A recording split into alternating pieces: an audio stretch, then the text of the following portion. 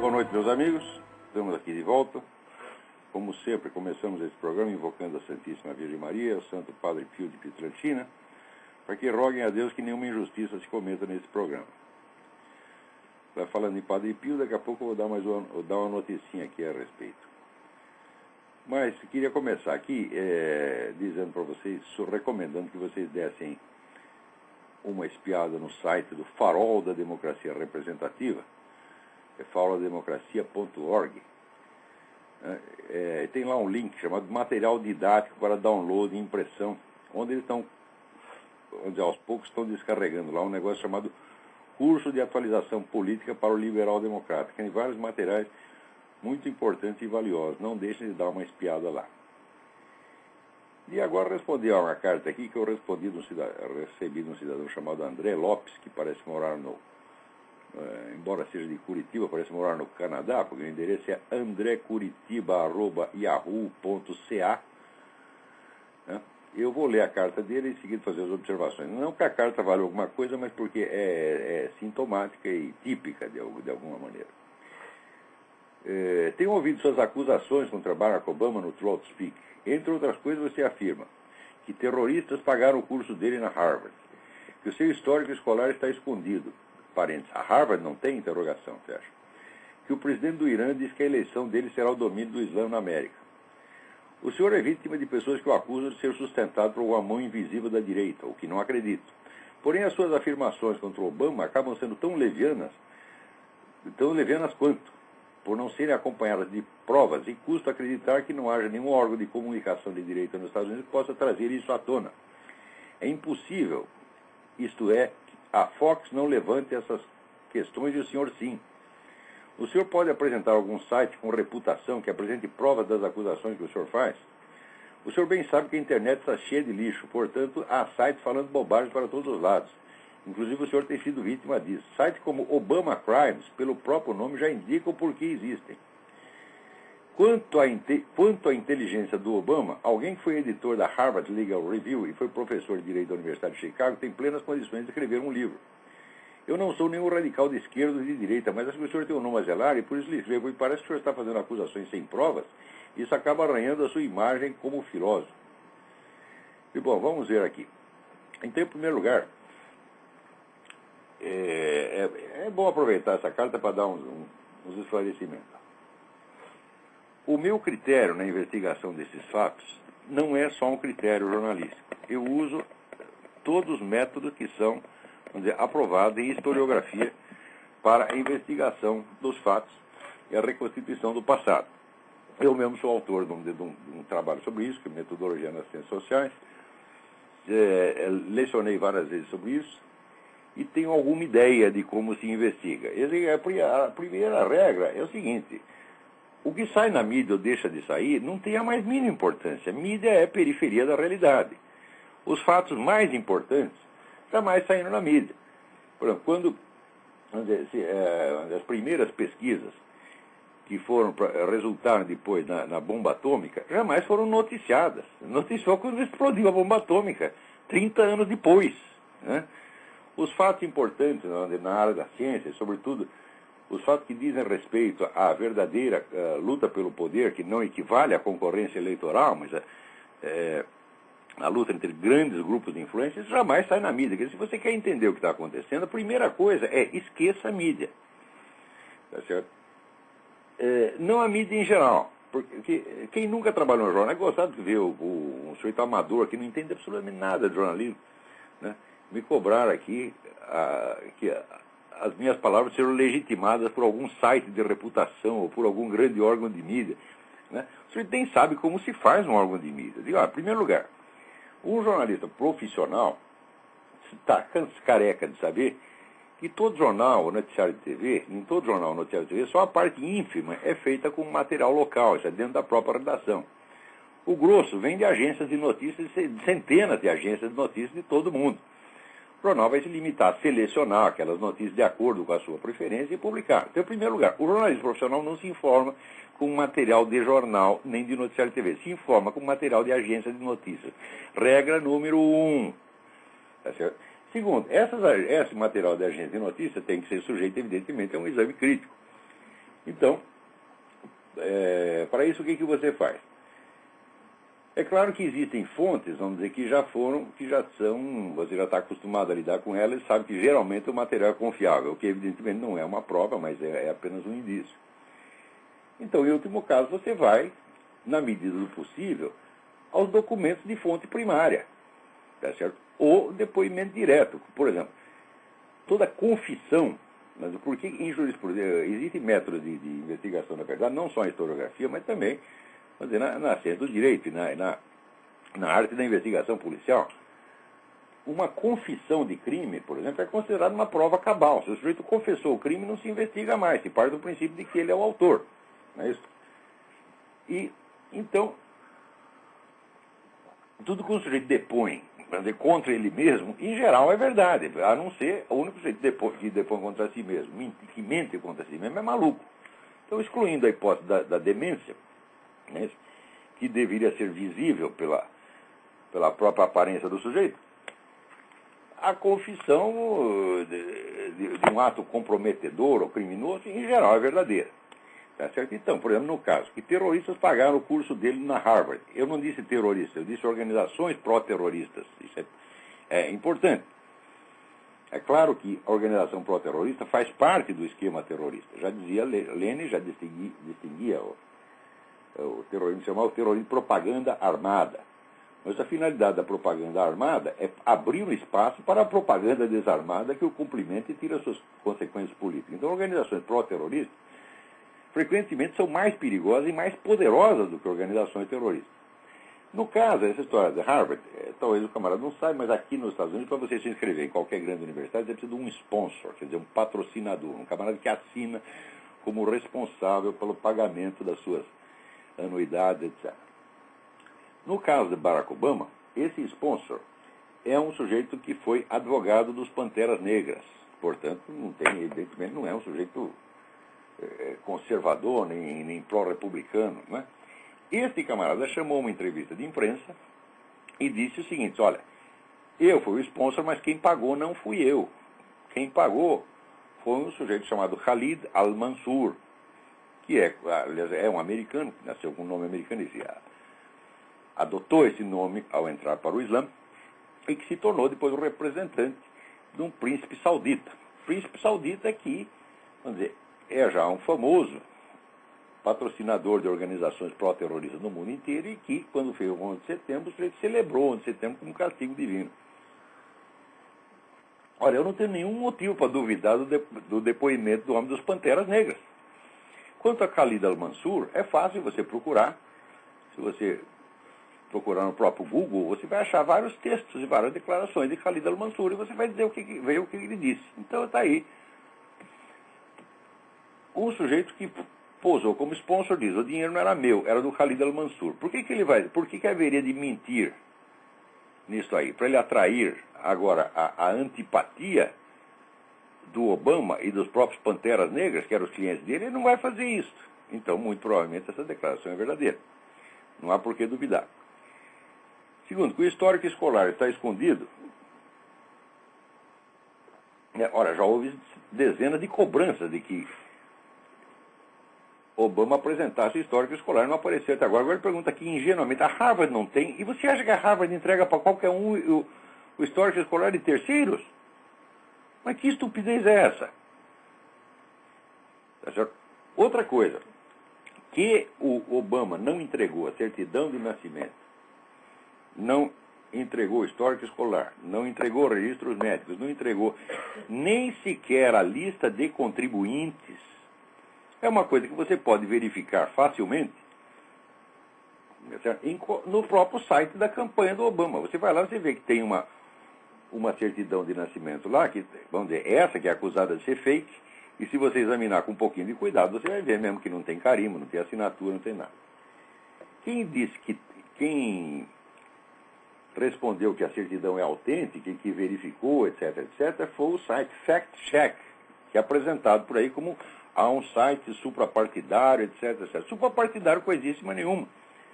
Basta você imprimir a página do Fact Check e você vê em cima quem é o dono do Fact Check. É a Chicago Annenberg Challenge. A CAC, aquela mesma ONG na qual William Ayers, o terrorista, arrumou emprego para Barack Obama. Em segundo lugar, quer dizer, aí mostra, como diz Philip Berg, que existe um conflito de interesses. Quer dizer, fact-check não está examinando os fatos isentamente, mas está defendendo alguém que é um dos seus membros, porque foi um dos seus dirigentes. O Obama foi dirigente da Annenberg Challenge. É? Agora, se você ampliar as fotos que a fact-check publica para provar que as fotos são autênticas, você verá o seguinte: não tem uma foto onde apareça o papel junto com o carimbo. Aparece o papel numa folha e o carimbo na outra. E a assinatura na terceira. Isso aí está muito, essa história está muito mal contada, evidentemente. Então qualquer pessoa percebe que a intervenção do fact-check, né, não elucidou coisíssima nenhuma. Né? E depois que o presidente do Irã disse que a eleição do Obama será o domínio do Islã na América, não, isso foi amplamente noticiado e você mesmo pode verificar, gozado que... Veja, eu não sou um repórter, eu não estou fazendo matérias noticiosas, isso é uma coisa importante de entender. Né? E, sobretudo, eu tenho um espaço limitado nas minhas colunas de jornal, e tem um tempo limitado aqui. Se eu for citar a fonte de tudo, eu gasto metade do meu artigo só com isso, porque as fontes são muitas, esse é o problema. E se a parte noticiosa dos jornais não está informando isso, eu não posso suprir o meu trabalho e o deles ao mesmo tempo. Eu não posso fazer, num artigo de 40 linhas, suprir todas as notícias que estão faltantes na área editorial e ainda comentá-las. Isso é absolutamente impossível. Então, o que eu faço? Eu cito de vez em quando e confio no bom senso do leitor que ele, se eu não citei as fontes, ele procurará nas mesmas fontes onde eu leio habitualmente.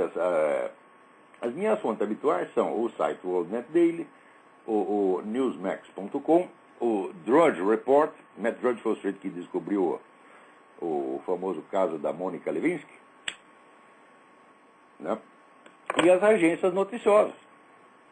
Se você não achar aí, é porque, se não tiver aí, eu cito a fonte, então. É fácil verificar essas coisas.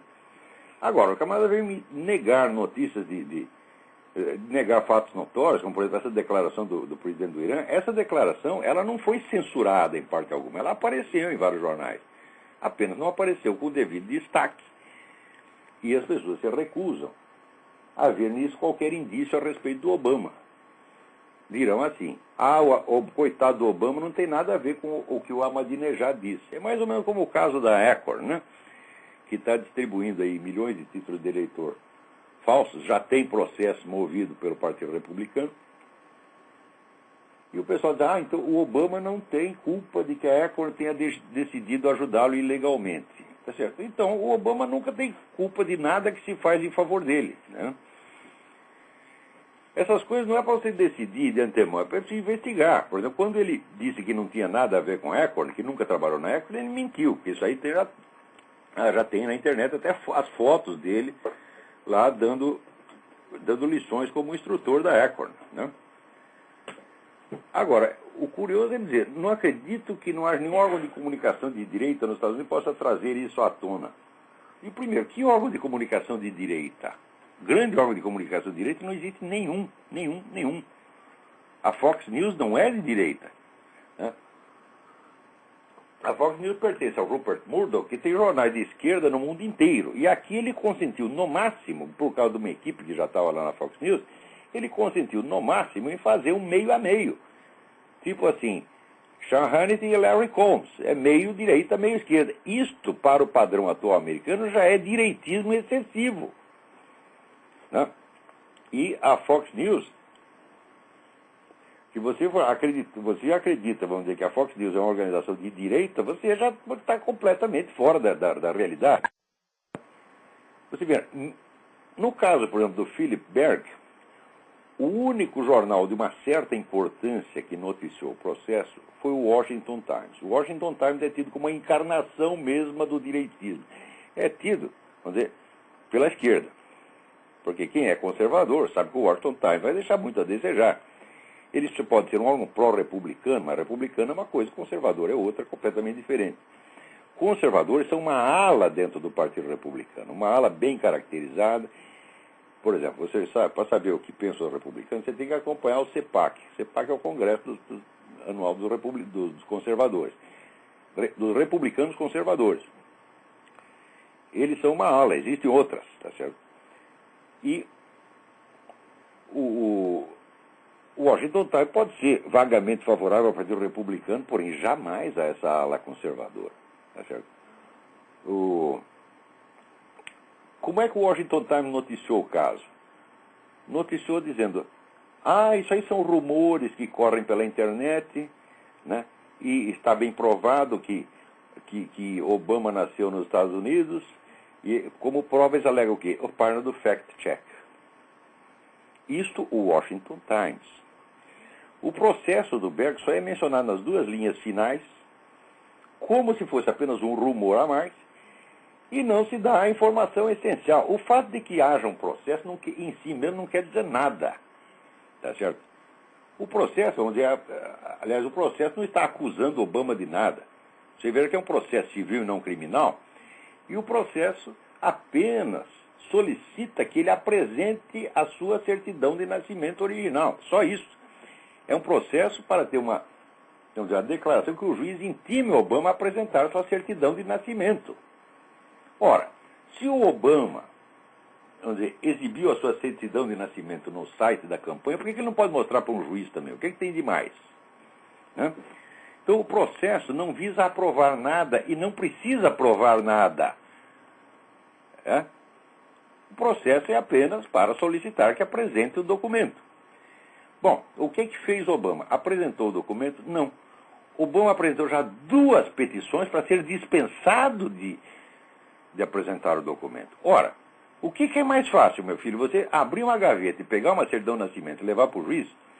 Ou você contratar escritório de advocacia, que aqui custam caríssimo, para eles redigir uma petição de 15, 20 páginas, explicando que você não tem obrigação de apresentar a certidão, que você tem direito à privacidade.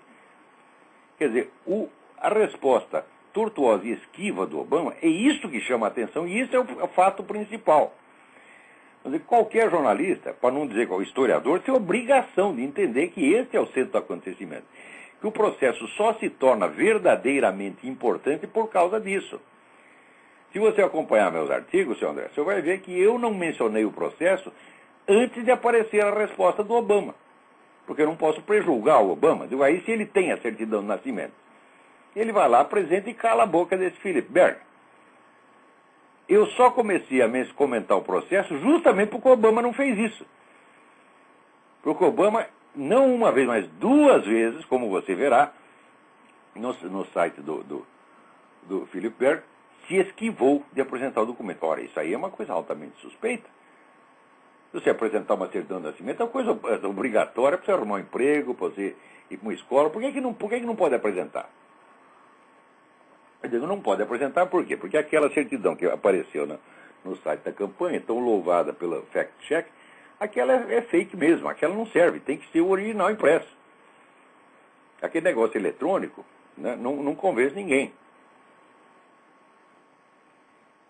Ora, o curioso é o seguinte, que você diz, a internet está cheia de lixo. Claro que está cheia de lixo, tá certo? Mas isso quer dizer que qualquer coisa que saia na internet é lixo? Tem muito mais lixo no New York Times.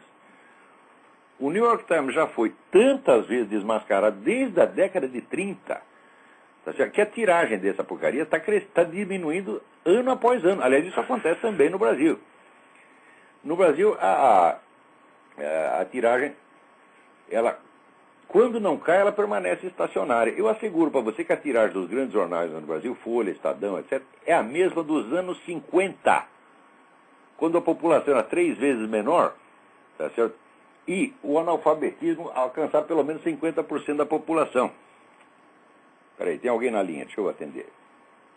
Alô, quem é? Alô? Eu não estou ouvindo nada. Alô, desliga aí, essa aí dançou. Continuando aqui. O curioso é que ele julga o site www.obamacrimes.com. O próprio nome já indica, Peraí. Obama Crimes é o nome do site do Sr. Philip Berg. No site do Sr. Philip Berg estão os documentos oficiais do processo. A petição inicial que ele apresentou e as duas defesas do Obama. Isso são documentos de fonte primária, meu filho. Se existe um site que é confiável, é obamacrimes.com. Porque ele tem apenas a reprodução e, vamos dizer, o relatório do processo. Isso é muito mais confiável do que a mídia americana inteira. Documento de fonte primária é assim, coisa final em história, tá entendendo? Ora, quer dizer que indo lá e lendo a defesa do Obama, lendo a petição inicial não quer dizer nada, porque o próprio Philip Berg não está afirmando isso aí. Ele diz, eu quero que o Obama venha e me desminta, que ele me apresente os documentos. Portanto, ele não está acusando o Obama propriamente de nada. Está só apresentando as razões pelas quais o Obama tem a obrigação de apresentar o documento.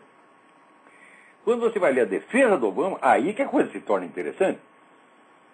Tá certo? Outra coisa, se você quer coisa de reputação, eu digo, ó, Philip Berg é um ex-procurador-geral do estado da Pensilvânia, porra.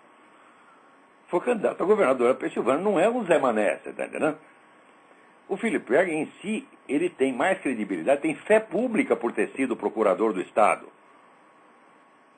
Tá certo? Fé pública que o New York Times não tem, entendeu? Ou a CNN não tem. Por que eu vou confiar em repórterzinho, tá certo? Quando está aqui um procurador do Estado me apresentando documentos oficiais? Tá certo? Então não tem o menor cabimento. Agora, mais adiante, eu fiz uma referência que o pessoal aqui está dizendo que o livro do Obama, Dreams of My Father, não foi escrito por ele.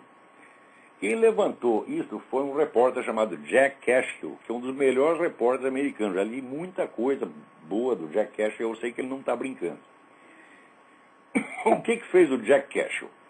Pegou escritos anteriores do Obama, tá certo? E escritos atuais, e usando um programa de computador para avaliação estilística de autoria, botou os dois lá, e a conclusão é a seguinte, essas duas coisas não foram escritas pela mesma pessoa. Existem processos, vou dizer, matemáticos pelos quais você vê, por exemplo, a extensão média das frases. Tá certo?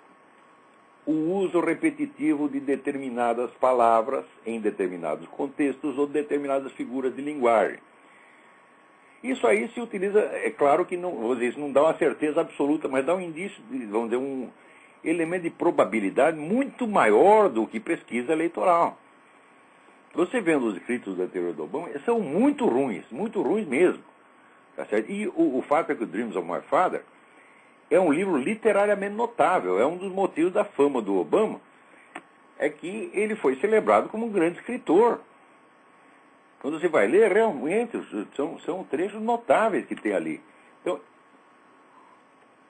não apenas há uma diferença de qualidade, mas a diferença de cacoetes estilísticos comprovados ali no exame por computador. Agora, é verdade, eu não citei a fonte, eu apenas disse, mas, ora, se você procurar no Google, você vai achar, vai lá, né, Dreams of My Father, né, autoria, dúvidas, vai aparecer milhares de fontes. Jack Cashill é um sujeito enormemente conhecido aqui. Tá certo? Mais ainda, o Jack Cashill, depois que ele falou isso, teve um deputado, esqueci o nome do deputado, que se interessou pelo caso, né? E colocou à disposição dele um segundo computador para refazer o teste. Ele foi lá, refez o teste e deu a mesma coisa. Mais ainda, ele fez o mesmo teste usando o Dreams of My Father e vários escritos de William Ayers, o terrorista. E há uma alta probabilidade de que tenham sido escritos pela mesma pessoa. Tá certo? Daí o Jack Cashill ainda colhe exemplo de um outro sujeito também ligado às Panteras Negras, que publicou um livro e que diz lá que que ele mesmo admite que o William Ayers foi o ghostwriter dele. Olha, William Ayers e Barack Obama, Louis Farrakhan, que é o sujeito do Nation of Islam, essa turma do Pantera Negra, todo mundo vive assim, de 1 a 3 quadras do outro num bairro chamado Hyde Park, em Chicago. Ó, é tudo vizinho, trabalharam juntos anos a fio. Um já é reconhecido como sendo ghostwriter, ele é um excelente escritor, William Wayne pode ser um criminoso, mas é um escritor hábil, e o outro, de repente, que é um sujeito que escrevia redaçãozinha de ginásio, aparece como autor de uma obra-prima da literatura. Mas que brincadeira é essa, porra? Né? Então, essas matérias do Jack Cashill foram todas publicadas no WorldNet Daily. Tá certo? Agora, como é um assunto que já foi comentado por outros órgãos, se diz num site importante, olha, peraí, note bem, existe algum site de reputação? Não há nos Estados Unidos inteiros um site jornalístico de maior reputação do que o WorldNet Daily. O WorldNet Daily, a visitação dele, diária, é 10 vezes a tiragem do New York Times. Nunca houve um site noticioso com mais reputação do que esse, ó, porra. E é lá que estão saindo as coisas. Agora, eu assinalei que o próprio WorldNet Daily ficou inibido de publicar o negócio do Obama, do processo do Berg. Por quê? Porque é escandaloso demais, parece um absurdo. À primeira vista, esse Berg parece um maluco. Agora, digo, olha, meu filho, você quer saber como é que se julga credibilidade de uma coisa? Eu tenho um livro sobre credibilidade, chama-se Aristóteles em Nova Perspectiva, a Teoria dos 4 Discursos. Tá certo? Desde Aristóteles, você sabe que existem 4 níveis de credibilidade. Quer dizer, o primeiro é uma coisa ser meramente possível, como por exemplo, diz, olha, existe vida em Marte. Eu digo, bom, é possível, não tenho a menor ideia. O segundo nível, verossimilhança. Verossimilhança é aquilo que parece verdadeiro, que parece com o que já acontecia antes. O terceiro nível é probabilidade, quer dizer, quando você consegue, vamos dizer, mais ou menos quantificar a probabilidade com que uma coisa vai acontecer. Tá certo? Ou a probabilidade ou razoabilidade. E o quarto é certeza absoluta, como por exemplo, 2 mais 2 é 4. Né? Ora, se você possui uma prova com nível de credibilidade superior, é ilegítimo você apelar ao nível inferior. Por exemplo, se eu tenho aqui um exame de computador que diz que com probabilidade X ou Y, o escrito tal não é da autoria do seu fulano de tal, não vale nada eu apelar ao argumento de verossimilhança e dizer, não parece. Esse é esquisito demais. Mas não vale. Então, olha, as minhas matérias são escritas, vamos dizer, com critério científico. E é por isso mesmo que quando eu aposto contra a mídia inteira, eu ganho. Como ganhei no caso do Foro de São Paulo. Tudo que você está me dizendo aqui sobre a improbabilidade dessas coisas, né, disseram para mim a mesma coisa durante 10 anos a respeito do Foro de São Paulo. Eu era um maluco que estava inventando coisas, era teórico da conspiração, era psicótico, paranoico, louco, extremista de direita, mentiroso, vigarista. Me chamaram de tudo. E eu dizendo, vocês estão enganados. Aqui o Foro de São Paulo existe, está atuando e é uma organização grande e lá tem organizações terroristas, organizações de sequestradores, etc. No fim se comprovou tudo. Daí o que os caras fazem? Tem que disfarçar o vexame. Então, de repente, eles começam a falar do Foro de São Paulo como se sempre tivessem falado.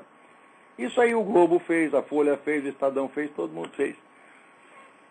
No caso do Philip Berg, eu lhe digo, o processo movido por Philip Berg é a única coisa real que está acontecendo na política eleitoral americana. O resto é quase tudo, é só impressão, é jogo de cena, é bobagem, incluindo as pesquisas de mercado, pesquisas de eleitor, de intenção de voto. Tá certo? Para avaliar a situação mesmo, digo, olha, você tem que ver em primeiro lugar quais são os fatores que dependem de uma decisão humana, de uma preferência humana, de uma subjetividade, e quais são os fatores que têm uma mecanicidade intrínseca. Então, ó, processo tem uma mecanicidade intrínseca, meu filho. Processo você não consegue parar, você está entendendo? A hora que você quer. Depois que você começou o processo, ele tem que seguir um certo trâmite. E está exclusivamente na mão do juiz. Se o juiz decidir que o Obama está dispensado de apresentar a sua prova, tá certo? O Philip Berg recorre, né, ao terceiro circuito e depois recorre à Suprema Corte. Tá certo? Com a diferença de que isso então será decidido depois da eleição. E é claro que isso é um perigo. Até o momento, tá certo? veja bem, quem tem que provar nacionalidade é Obama. Não tem obrigação, o Berg não tem obrigação de provar que ele nasceu, sabe, no Quênia, no Zâmbia, na Serra Leoa ou no Polo Norte, tá entendendo? Não tem obrigação de provar nada, ele está apenas exigindo um documento, tá certo? Note bem, a Comissão Nacional Democrática tem obrigação de ter exigido este documento de Obama. Não exigiu, tá certo? Outra coisa, a Comissão Nacional Democrática assinou junto com o Obama a petição para ele ser dispensado de apresentar a certidão de nascimento. Quer dizer, quem está escondendo o documento não é só Obama, é a Comissão Nacional Democrática. Isso está onde? Está na própria defesa do Obama. Você leia, porra. Né? Então, é o seguinte, a minha investigação desses fatos segue um critério científico e onde eu apostar contra a mídia, mesmo que seja a mídia americana inteira, eu digo aposto e ganho, porque eu sou um cientista, eu não estou aí para brincadeira. Quando eu não sei uma coisa, eu digo não sei. E quando sei, eu digo sei. E quando é apenas acho, eu digo apenas acho. Tá certo? Não estou aqui para receber lições de pessoas que acreditam, assim, na mídia, que toma a opinião média da mídia como se fosse o juiz da verdade. Quer dizer, aquilo que está acontecendo tem que aparecer na mídia. Se não apareceu, não aconteceu. Ora, isso aí é para quem nunca esteve dentro de uma redação. Eu estive 40 anos dentro de redações. Eu tenho 44 anos de jornalismo nas costas, além de vários estudos de metodologia científica que me dão os meios de distinguir aí o que é verdadeiro, o que é falso e o que é incognoscível, o que não dá para saber. Tá certo? Alô, tem alguém na linha aí, vamos lá. Alô? Olavo? Alô, Sim. Olavo? Sim. Oi, aqui é o Davi de Belo Horizonte, tudo bem? Tudo bem? É o seguinte, eu tenho uma pergunta aqui, que é uma pergunta que pode ser um pouco cabeluda, mas vamos lá, eu até redigi ela, ok? Bom, é o seguinte, veja esse negócio, a eleição nos Estados Unidos, eles estão prestes a eleger um traidor. Eu vejo o que se transformou a mídia de massa e, por conseguinte, a opinião pública, a apostasia em massa e a nova ordem mundial que promete criminalizar o cristianismo.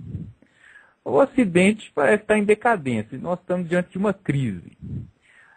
Bom, o Ocidente eu considero que os grandes pilares dele são a filosofia grega, cristianismo, direito romano. Houve ciclos culturais na história da humanidade, normalmente relacionados a religiões. Porém, eu não vejo o advento do Deus encarnado como apenas mais um ciclo cultural. Então, a minha pergunta basicamente é o seguinte, se não é o cristianismo que está em crise, o que está em crise? Essa é uma boa pergunta. Olha, o cristianismo não está em crise de maneira alguma. O cristianismo é a religião que mais cresce no mundo, inclusive dentro dos países islâmicos. Existe um anuário aqui que se chama World Christian Trends, né, que avalia exatamente o crescimento de cada religião no mundo, quantos fiéis entraram, quantos saíram, etc, etc. E você vai ver que a história de que o Islã é a religião que mais cresce no mundo é fake. Isso é só propaganda, não tem um estudo estatístico que comprova isso aí. Mas o World Christian Trends mostra que o cristianismo está crescendo pra caramba, no mundo inteiro, de uma maneira avassaladora, tá certo? Isso nunca sai na mídia. Por quê? Porque mídia é periferia da realidade, meu filho. Só quem não sabe como se faz no jornal é que acredita nesse negócio, porra. Meu filho, num jornal você não tem tempo de examinar nada. Um sujeito que está lá, um copydesk que está lá sentado, passa 30 folhas pela mão dele para ele corrigir aquilo todo dia. Ele nem presta atenção no conteúdo, tá entendendo? Quer dizer, não, assim, e num jornal, você não tem jornal, notícia TV, você não tem tempo de examinar as coisas com seriedade. Então, isso tudo é curioso. Nos anos 50, 60, quando eu formei a minha mentalidade, todas as pessoas letradas sabiam que mídia não é uma fonte confiável, que um profissional, um sociólogo, um historiador, um cientista político, vai em fontes primárias. Todo mundo sabia disso. Agora, hoje em dia, eu vejo pessoas que estudaram na universidade, todo mundo acreditando em mídia, dizendo, se não saiu no Globo, se não saiu no New York Times, é porque não aconteceu. Eles ficaram todo idiota, meu Deus do céu. Então, o cristianismo não está caindo de maneira alguma. Vamos dizer, o que está acontecendo é o seguinte. Nos últimos 200 anos se tentou criar aqui no Ocidente uma civilização modernista leiga. Esta está caindo. E ela vai ceder lugar ao cristianismo. Intelectuais, né? Então só vem o Islã no lugar, meu filho. Uhum.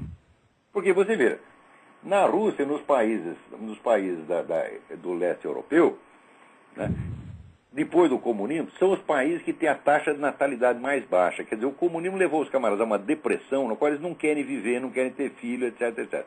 Cria um vazio espiritual. Ora, os teóricos da Revolução Islâmica já escreveram, já tem, como é que se diz, agora não vou conseguir lembrar o nome do sujeito, tá certo? Mas vários deles dizem isso. O Islã é o que vai dar, vamos dizer, um conteúdo espiritual para a Revolução Mundial, porque a Revolução Mundial em si é vazia. Uhum. Então, o que vai acontecer? O Islã vai tomar conta dessa área comunista, tá certo? E vai tomar conta do Ocidente liberal, porque civilização leiga é quadrado redondo, meu filho. Nunca existiu, nem vai existir. Civilização é religião. Onde você não tem religião, não tem civilização. Você tem vamos dizer, o que acontece é que 2000 anos de história do cristianismo possibilitam que, no fim, nas etapas finais, haja um simulacro de civilização se apoiando em resíduos de valores cristãos consolidados. Mas isso dura pouco. Logo cria um vazio e vem o Islã e toma tudo. E esse pessoal liberal modernista não tem fibra para reagir ao Islã. Por quê? Porque eles são mentalidades incertas, mentalidades puramente negativas, tá entendendo? Não tem valores positivos nos quais se afirmar. Então o Islã tem. O Islã não é revolucionário. O Islã é um princípio de ordem. É um princípio de ordem que você pode achar detestável, porque é totalitário, é isso, é tudo. Bom, mas é uma ordem. Então, entre a desordem total e a ordem vai predominar o que? A ordem islâmica, porque a cristã eles não querem mais. Então fica assim. O Islã é uma espécie de plano B, você está entendendo? Quer dizer, meu filho, você não aceitou a escola Horizon e Frank, então tu vai para a FEBEM. É o que vai acontecer. O Islã é a FEBEM da Europa, tá entendendo? Uhum. Quer dizer, você não aceita. Por exemplo, você não aceita confessar seus pecados de vez em quando, né? Pedir para Jesus Cristo te perdoar, limpar seus pecados. Então vem aí o Ayatollah, né? Vai vestir sua mulher de burca, né? E vai fazer você ajoelhar 5 vezes na direção da Meca. E assim por diante, pô. Não pode comer isso, não pode comer aquilo, né?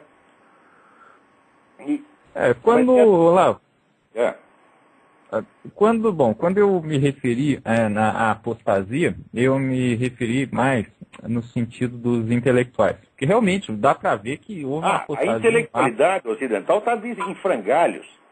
Mas ela só fez, os últimos 200 anos, só fez se vender, porra. E a filosofia grega também foi lá para baixo. Mas que filosofia grega? O pessoal não entende nada disso. Você me mostra um professor universitário nesse país aí, que seja capaz de ler um texto de Aristóteles e de tirar uma conclusão razoável. Quando eu publiquei meu livro sobre Aristóteles, que foi em 97, fazia 30 anos que não saía um livro sobre Aristóteles no Brasil. 30 anos, com esse monte de universidade que tem, pago com dinheiro público. Você sabe o que é vamos dizer, racionamento aristotélico durante 30 anos? Isso não existe em parte alguma do mundo. Então aconteceu aí. Tá certo? Olavo. Quando a gente fala de decadência, no Brasil a gente tem uma medida diferente das coisas, tá entendendo? Quando fala de decadência, quer dizer, nos grandes centros, nas grandes universidades, isso aí já acabou. Mas tem escolas menores que continuam. Né? Aqui você tem escola que molecada de 5 anos já lê em latim. E grego, tá certo? Quer dizer, é uma nova geração que está sendo formada e que vai subir ao primeiro plano da história daqui 20, 30 anos. Enquanto, vamos dizer, o establishment esquerdista só está produzindo analfabetos. Né? Não só aqui. Te recomendo um livro. Laurent Laforgue. Laforgue, por incrível que pareça, que é Laforgue com 2 F. La débâcle de l'école. Une tragédie incomprise. A debacle da escola, uma tragédia incompreendida. Laurent Laforgue. Isso para você, a escola francesa acabou, destruíram tudo, só está analfabeto, né? Lá pronto para ser militante obamista, né? Então a escola hoje só serve para isso. Então é claro que esse pessoal não tem capacidade de administrar uma civilização, só pode fazer obra destrutiva. A capacidade de destruição não é exatamente um poder. Poder é você querer fazer uma coisa, dizer o que vai fazer, conseguir fazer exatamente aquilo e ter bom resultado. Não é isso? Agora, o sujeito fazer uma desgraceira, destruir tudo e depois se ferrar junto, não é propriamente poder. É apenas uma força demoníaca de autodestruição. Como Hitler dizia que ia ter um Reich que ia durar 1000 anos, durou 12. Tá certo? E acabou do jeito que acabou. E o nego chega lá, no fim, ele mete uma bala na cabeça. Aqui Obama é a mesma coisa, bicho. Obama vai destruir o país e depois se destrói junto. Isso não é realmente o poder. A gente tem uma concepção muito grosseira do que seja o poder. O poder tinha Moisés. Moisés, 5.000 anos atrás, deu umas ordens para os caras. Vocês fazem assim, assim, assim. Até hoje estão obedecendo igualzinho. Isso é poder, meu filho. Poder é atravessar o tempo. Sobreviver ao tempo e vencer o tempo. Isso é poder. Agora, você destruir tudo e se ferrar junto, lá é poder, pô? Bom, Olavo, bom, finalmente aqui, a diferença, talvez, entre nós termos entrado num ciclo cultural islâmico e continuarmos num ciclo cultural cristão, talvez seja a sobrevivência desses núcleos de cultura, né? Ou seja, se a nova ordem mundial não matar essas crianças, né, então talvez não entremos propriamente num ciclo cultural islâmico. Não, o que está acontecendo é o seguinte, é que ao cristianismo estão sendo negados os meios de representação pública. Inclusive aí no Brasil. Aí no Brasil tem vários projetos tramitando no Congresso que praticamente vão reduzir as religiões à vida privada. Você não vai poder ter culto público, você não vai poder... Isso está acontecendo já aí no Brasil. Em outros países já aconteceu, no Canadá já aconteceu. No Canadá, se você ler certos versículos da Bíblia, você vai para a cana.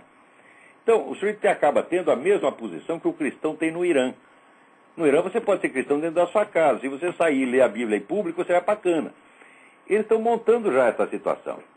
Vamos dizer que já prepara a tomada do poder pelo Islã, tá vendo? Então, o que está acontecendo não é uma retração do cristianismo. As pessoas não estão fugindo do cristianismo. Não há uma fuga do cristianismo. Ao contrário, está havendo um crescimento extraordinário. Mas as pessoas, é só povão, você está entendendo? Nas altas esferas você não pode penetrar. Você não pode ter voz ativa na universidade, no parlamento. Ou seja, estão expulsando a religião cristã da vida pública. Ao mesmo tempo onde o cristianismo está se expandindo numericamente. Isso aí só pode terminar mal. Terminar mal como?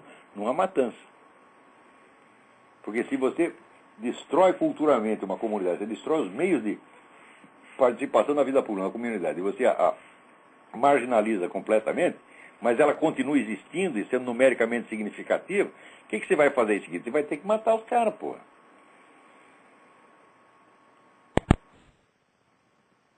Sim, então, digamos, mas e se um Stalin aparece no Ocidente e arrasa com os cristãos em si, ou seja, matar os caras mesmo? E aí o que acontece? Matar cristão nunca adiantou nada. Bom, realmente. Mais mata, mais aparece. Isso aí. Olha aqui. Veja aqui. Leis que tramitam em Brasília. Será proibido fazer cultos de evangelismo na rua, pela reforma constitucional. Cultos somente com portas fechadas. As igrejas serão obrigadas a pagar impostos sobre dízimos, ofertas e contribuições. Programas evangélicos da televisão terão horário limitado. Pastor só pode fazer programa de televisão se tiver faculdade de jornalismo. Vai ser considerado crime... Por exemplo, se você falar contra espiritismo, feitiçaria e idolatria, você vai para a cana. E assim, por exemplo, tudo isso está na reforma constitucional. Vários projetos de lei, está aqui, ó. Puta vida. Não dá tempo de ler tudo isso aqui, mas isso aí, mas coisas desse tipo já aconteceram em outros lugares. Isso aqui, no mundo inteiro você tem leis para proteger o Islã. Você não pode falar mal do Islã, mas você pode falar mal do cristianismo. Você fala o que você quiser do cristianismo, não acontece nada. Você fala contra o Islã, vem um governo liberal moderno e te põe na cadeia.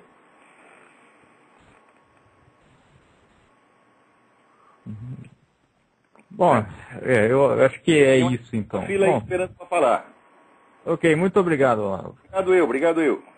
Alô? Alô, quem é?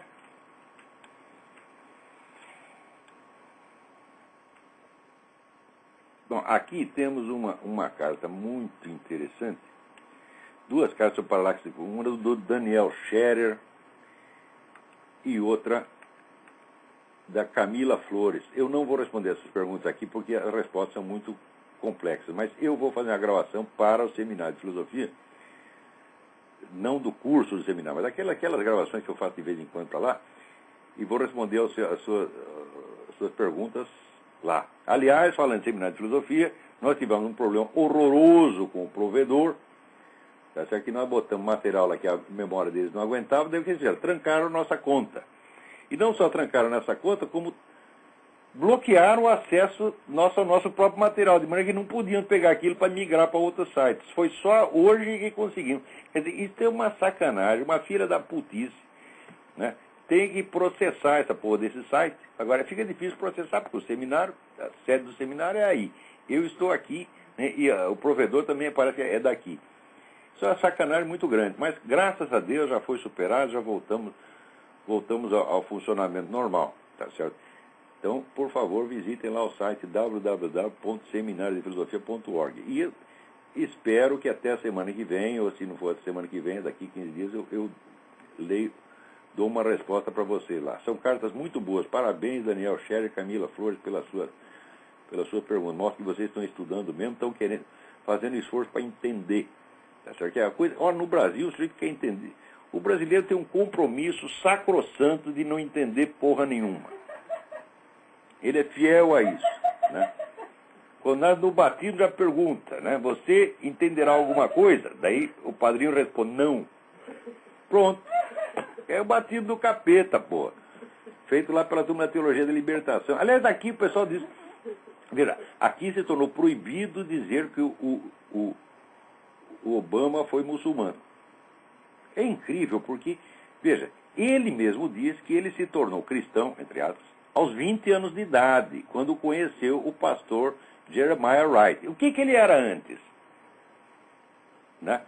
Era ateu. Eu sei assim, que na Indonésia, até em escola católica, quando ele estudava em escola católica, ele estava registrado como muçulmano e estava na classe dos muçulmanos.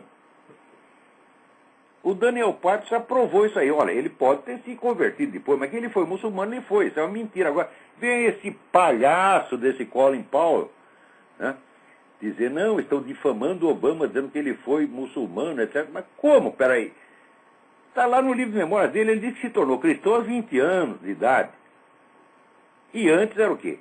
Foi educado. Estão dizendo até que ele foi educado no Islã. Olha que calúnia, mas, meu Deus do céu, está lá nos documentos dele. E Colin Powell, mentiroso, vagabundo, canalha, é isso que esse sujeito é. Sempre foi. Eu disse isso desse camarada desde o início. Desde o início. Esse sujeito não presta. Isso é um traidor. Tá certo? E para mim está claro já isso aí. Foi secretário de Estado da Defesa, pior ainda.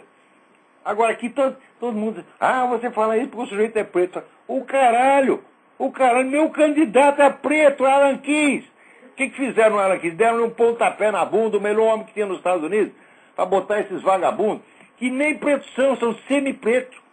O Colin Powell é preto de quinta geração, acho que eu sou mais preto que ele.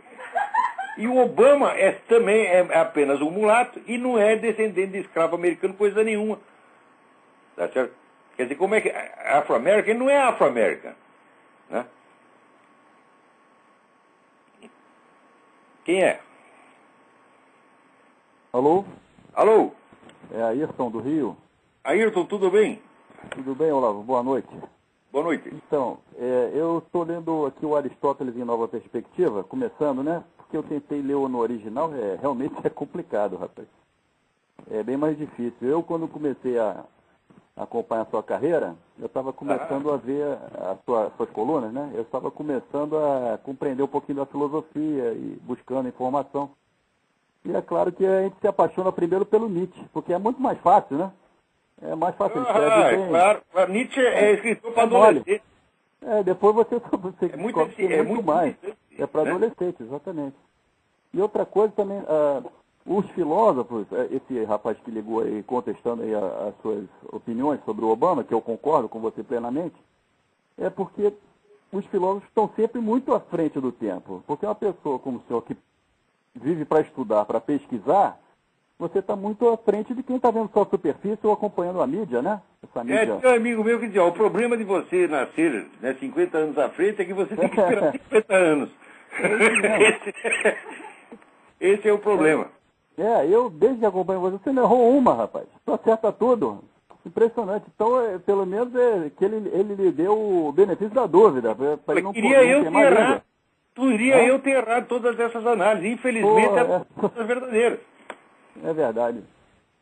Mas não é mesmo, o Kant só conseguiu lançar o primeiro livro, só ter algum reconhecimento, ele curtiu mais ou menos 1 ano e morreu. De sucesso e morreu, né? O maluco, porra. É um coitado, ele conseguia escrever durante meia hora por dia, porque tem aquelas dores de cabeça, sífilis terciária. Escrevia meia hora por dia que ele escrevia aforismos, né? De repente acordava lá, saía do delírio, tive uma ideia. Daí ia correndo, escrevia um negócio e depois voltava para a escuridão, você está entendendo? Então aquilo não faz coisa, às vezes tem até ideias brilhantes no meio, mas são ideias soltas. Né? O Eugen Fink, que foi secretário de Edmund Husserl, um homem de altíssima competência, né, falou, não, eu vou ler todo o livro do Nietzsche e vou reduzir aquilo a um sistema. Eu quero saber qual é a coerência do sistema do Nietzsche, né, qual é a unidade. Né? Sabe o que aconteceu? Ele achou 4 sistemas diferentes. Tá entendendo? E o Nietzsche jamais chegou a conclusão sobre isso. Um amigo meu tinha me falado. Eles leem bastante confuso e eles dizem que isso é fecundo. É fecundo, um monte de ideia errada. Né? Eu concordo com o senhor. A humanidade atingiu um grau de evolução tal, por causa da religião, né? Que deu o norte moral, ético, espiritual, esse vazio interior. As pessoas ficam procurando o sentido da vida quando ela está na própria religião há milênios, né?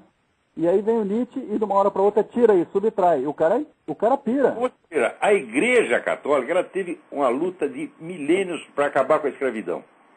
A escravidão romana era um negócio horroroso, porque o escravo não tinha sequer direito de ter família. Na hora de procriar, juntava um bando de homem, um bando de mulher, era uma suruba assim de 500 pessoas de um lado, 500 do outro. Era um Maracanã.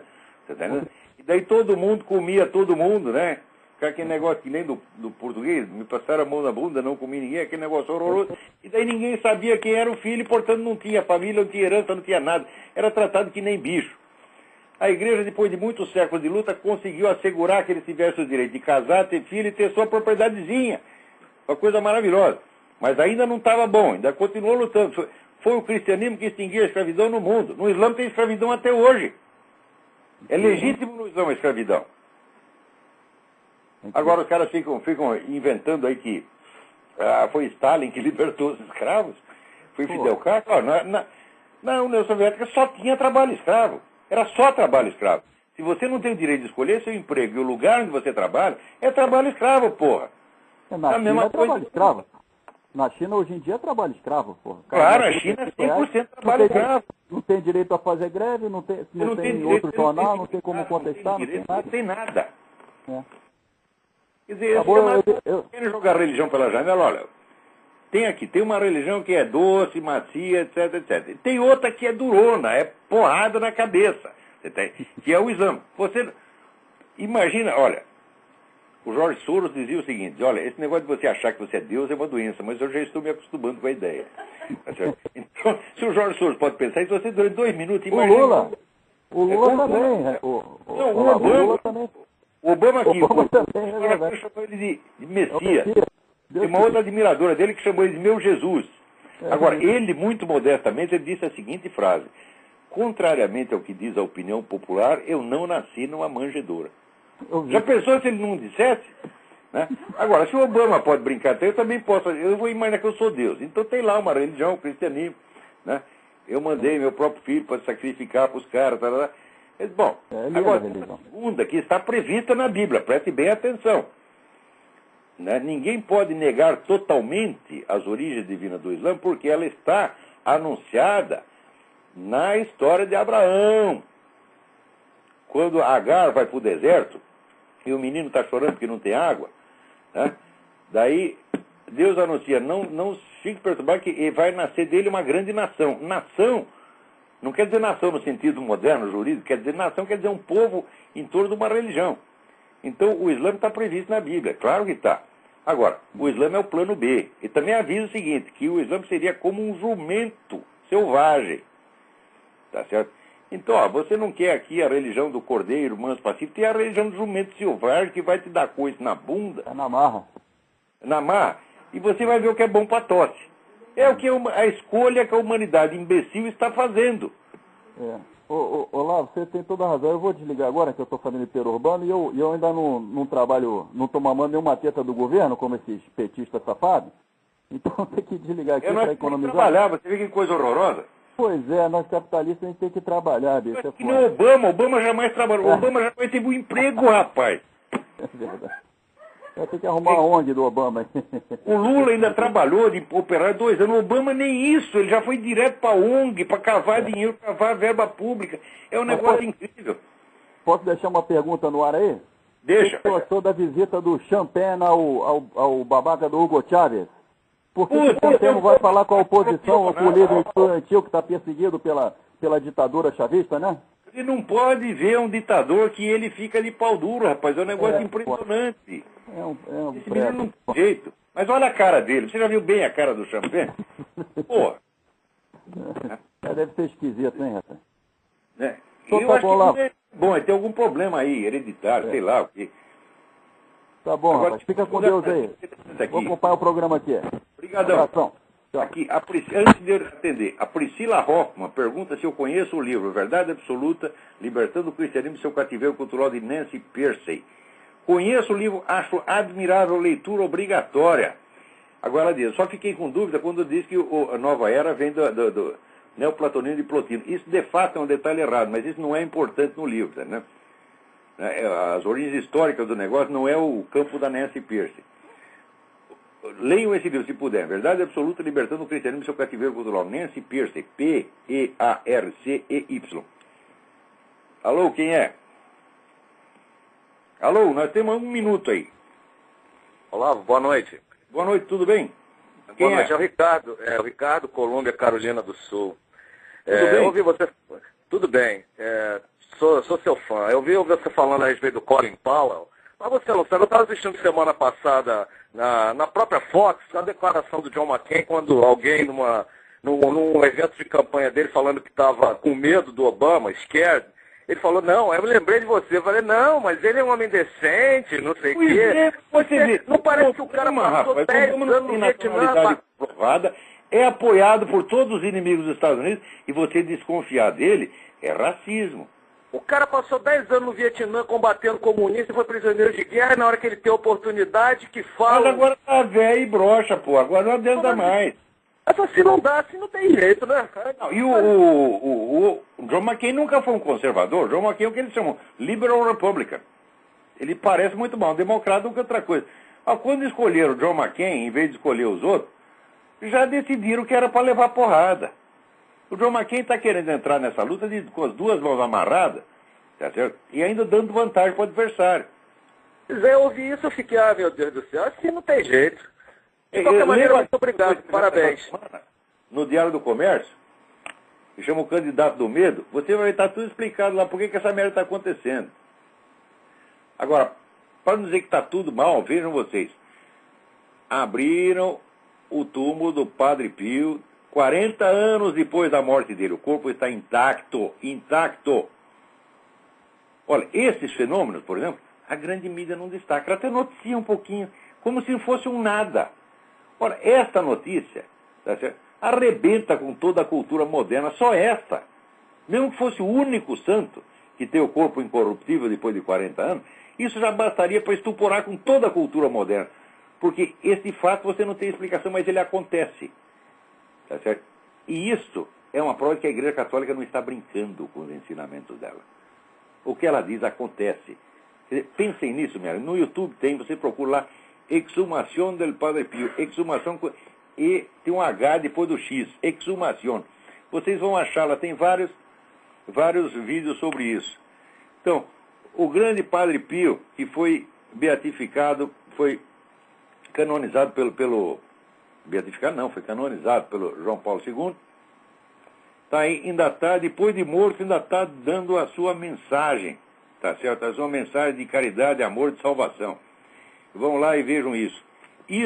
Esta notícia vale mais do que tudo que saiu na CNN, na Fox News, no New York Times, nos últimos 40 anos. Isso é mais importante do que tudo, porque isso diz respeito, vamos dizer, ao destino do ser humano depois da morte. Porque a nossa vida passa, ela é rapidinha. Mas depois disso tem um negócio chamado eternidade. O que vai acontecer para nós lá? Está aí o Padre Pio, depois de morto, respondendo. Então, até a semana que vem. Muito obrigado a todos.